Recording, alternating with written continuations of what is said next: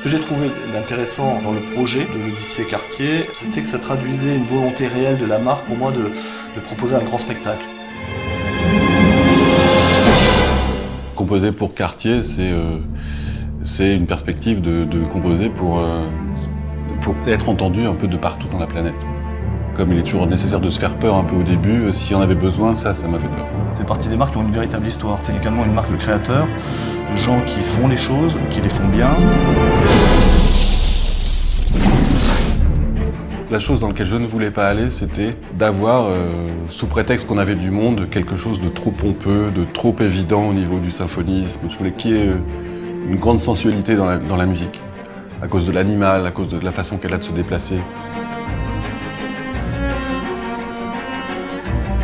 C'était une évidence qu'il fallait tourner avec une vraie panthère, du début à la fin du film. Ça ne nous a pas forcément aidé, ni moi, ni à la production, ni personne, mais je pense qu'il y a une bonne part de magie qui provient de cette décision.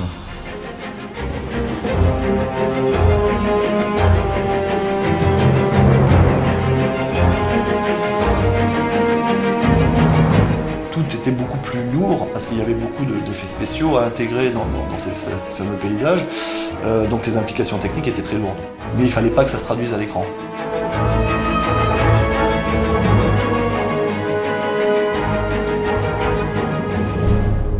Un des éléments importants, ça a été quand même de préserver certaines parts d'inconnus. Dans la séquence de la neige, les panthères n'avaient jamais vu la neige. Tout le monde était bien incapable à l'avance de savoir comment elles allaient réagir.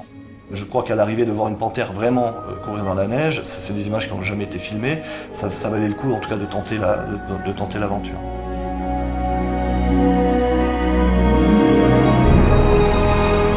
Tous ces lieux que l'on traverse au cours donc, de cette odyssée, ils ne sont pas anodins, ce sont des lieux qui renvoient réellement à l'histoire de la marque. Et l'idée était effectivement que ce soit une véritable odyssée au sens où on ne passe pas d'une séquence à l'autre par un simple cut, mais on essaye réellement d'accompagner cette panthère, de la suivre dans son voyage.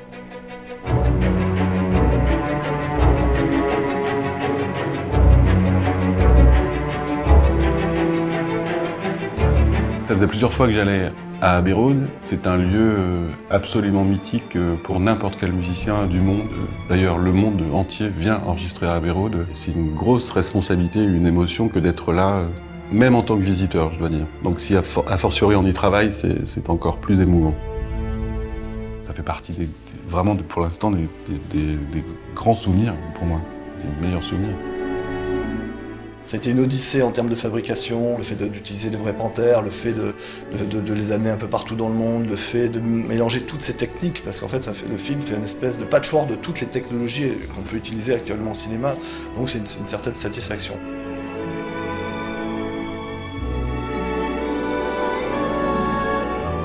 Il n'y avait pas de réelle limite autre que l'imaginaire.